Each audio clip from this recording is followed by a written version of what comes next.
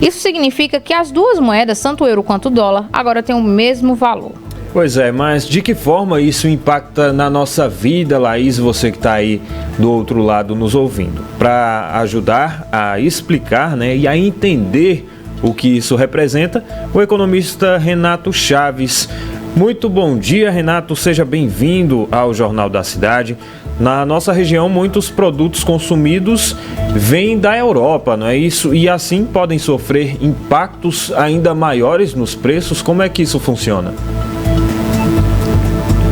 A gente está sem o áudio do Renato. Renato, que pena, a gente tá permanece na imagem que eu vou te ligar agora. Perfeito.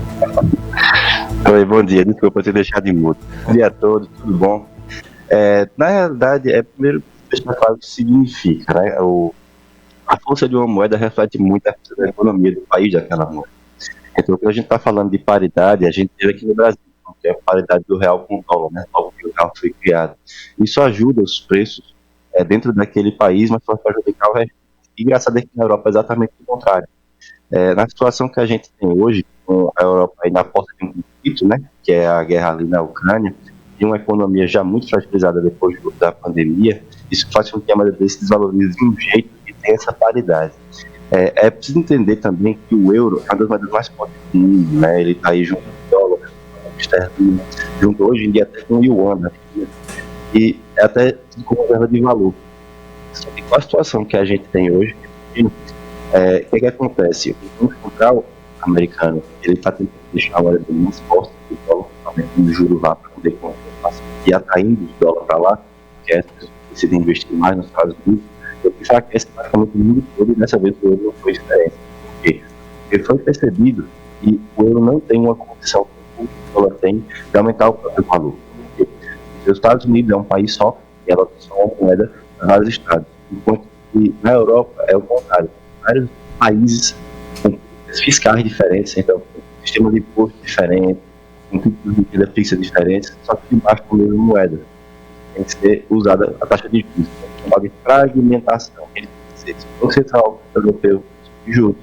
A gente sabe que nem todos os países respondem da mesma forma. Isso cria, vamos dizer assim, um cenário de falta de uso das políticas fiscais. Isso prejudica uma política monetária que aumenta de juros é transmitido. Traduzindo, isso faz com que os produtos que venham e que entram na zona do euro entram com preços diferentes em cada país, apesar da mesma moeda. No caso de exportação do alguns de trigo que sai da Ucrânia, principalmente não está na União Europeia, mas também existe na mesma história, isso prejudica o caminho, Só que o maior problema aqui agora na realidade é a força da economia do euro. Renato, eu vou fazer o seguinte, se você estiver pelo computador na imagem, permanece que eu vou te ligar, tá? Que a ligação tá cortando um pouquinho e você atende a chamada aí pra gente colocar teu áudio.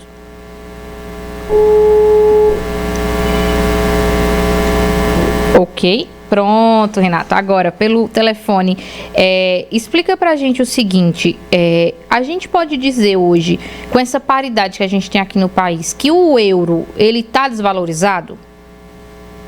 Sim, o euro está bem desvalorizado, só que é mais uma questão do dólar estar sobrevalorizado do que o euro está subvalorizado. Por exemplo, trazendo aqui para a nossa terrinha Brasília, né, no caso do Brasil, o real está muito desvalorizado.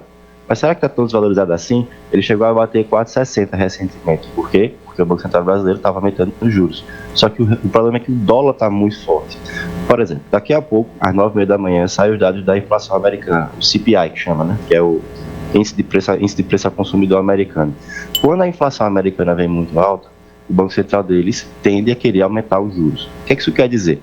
Que títulos de renda fixa, ou seja, aquele título que é ultra seguro, que sempre paga certinho, apesar de pagar pouco, ele fica mais atrativo, ele tem um juros maior. O que acontece no mundo todo? As pessoas tiram os dólares, trocam as moedas locais da Índia, do Brasil, da Europa, por dólares e levam de volta para os Estados Unidos. Isso faz com que a quantidade de dólar dentro dessas economias, seja a economia do euro, seja aqui no Brasil, diminua. Então, o que acontece? O preço do dólar naqueles locais aumenta. É isso que tem acontecido no momento. Com inflação muito alta nos Estados Unidos, com um mercado de trabalho superaquecido que tem nos Estados Unidos agora, o Banco Central americano já avisou que vai e tem aumentado a taxa de juros e pior, tem aumentado de forma cada vez mais vertiginosa, mais forte.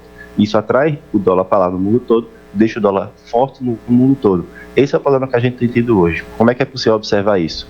Porque, primeiro aqui no Brasil, por exemplo, a gente tem aumentado a taxa de juros já faz mais de ano. O Banco Central América, aqui brasileiro, saiu de 2% da Selic, né, a taxa de juros para cá, para já praticamente 13% na próxima reunião. O Banco Central Europeu, por outro lado, ele tem sido muito relutante em aumentar a taxa de juros lá. Por quê? Eles têm uma realidade muito diferente da nossa. Eles não estão muito preocupados com a inflação, pelo menos não estavam. Eles queriam até um pouco de inflação, porque lá em alguns locais tem até taxa de juros negativa. E é certo que quando a inflação é menor do que a taxa de juros real, isso faz com que ela fique negativa. Eles não têm a mesma realidade que a gente. Recentemente, por causa da guerra da Ucrânia, por causa do aumento de preço da energia, principalmente o gás, isso fez com que agora que eles tivessem a vontade de aumentar a taxa de juros, só que até um pouco tarde, já está aumentando, então já ficaram muito mais fortes, já se adiantaram, e eles ainda não conseguiram resolver o problema da fragmentação que eu falei. Aí você joga aí no meio, por exemplo, o problema do gasoduto, o principal gasoduto que leva o gás da Rússia até a União Europeia, ele está em manutenção, só que depois, será que vão realmente reabrir por causa do conflito? Se vão reabrir, vão pagar como? Em dólar ou em rublos russos, que é o que a Rússia tem pedido? Isso são apenas alguns fatores que agregam a situação complicada que o euro está passando agora.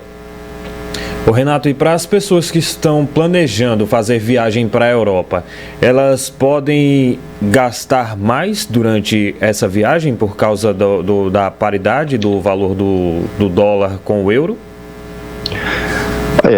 No momento, o euro está fraco até em relação ao real, né? Como está de 1 para 1, e a gente está muito acostumado aqui, né? Vai falar muito do dólar. Nesse caso, o euro está valendo muito a pena comprar euro. Sim, historicamente o euro é mais caro que o dólar aqui dentro, por causa justamente da cotação maior do mercado internacional. O que não dá para saber até quando vai acontecer isso, e se de fato o euro vai ficar até mais barato do que o dólar. Se eu pudesse apostar, e agora é a minha opinião, eu acho que ainda cai um pouquinho mais, deve ficar na casa dos 97 centavos, 95. Parece pouca coisa, mas é porque o euro e o dólar não são muito voláteis mesmo não, eles são mais estáveis. Por quê? Porque, como eu falei, a Christine Lagarde, né, que é a presidente do Banco Central Europeu, já sinalizou que quer aumentar a taxa de juros, só que estão estudando a questão da fragmentação. Enquanto que o Banco Central Americano já avisou que não só vai aumentar, como já aumentou, como vai aumentar mais rápido. Isso faz com que a economia americana continue ficando cada vez mais forte. Por quê? Porque eles não estão conseguindo reduzir o nível de emprego lá. Porque quando você reduz o nível de emprego, causa um pouco de desemprego, isso faz com que as pessoas tenham menos renda disponível. Com menos renda disponível, você tem aí menos dinheiro circulando na economia, com menos dinheiro circulando na economia, menos inflação. Essa é a diferença do Banco Central Americano, ele também se preocupa com o emprego. Enquanto isso, estão os europeus lá preocupados com a tal da fragmentação. E a guerra continua acontecendo, a gente tem menos notícias, mas continua acontecendo.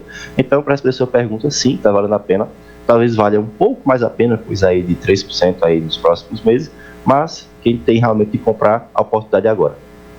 O Renato, e também tem uma coisa que isso eu já ouvia falar desde a época que os meus pais falavam em planejar o casamento deles e tudo, que era o pessoal que compra a moeda e não gasta ela, guarda para quando ela tiver valendo um pouquinho a mais. Esse momento também é favorável para isso? Sim. Inclusive, para quem tem família no exterior, principalmente, é uma hora interessante de comprar mesmo que você não vá viajar, porque é muito raro acontecer, está acontecendo agora. Não sei quem tem condições de lembrar, nossos ouvintes, na primeira década do milênio, quando teve a guerra dos Estados Unidos com o Iraque, aconteceu a mesma coisa com o dólar, por isso o dólar estava tão baixinho aqui dentro do país, 1,60, 1,70, menos de R$2. E depois que ele começou a aumentar por causa de outros problemas externos e internos aqui no Brasil. Teve gente naquela época que já comprou dólar, quando digo a moeda física, né, para ter em casa. Uma saída para isso, para quem não quiser ter a moeda física em casa, ou seja, quer ter o dólar no sentido de gasto mesmo no exterior, ou uma saída pode ser o tal do dólar comercial, né? Já tem alguns bancos brasileiros que permitem que você abra conta no exterior, ou até contas em corretoras no exterior mesmo, para ter o tal do dólar comercial ou euro comercial. E não é a mesma coisa de ter a moeda real física em casa. É uma moeda que fica disponível via cartão de crédito, via todo tipo de meio de pagamento internacional, e você pode ter acesso uma vez que você saia do país para poder fazer seus gastos lá.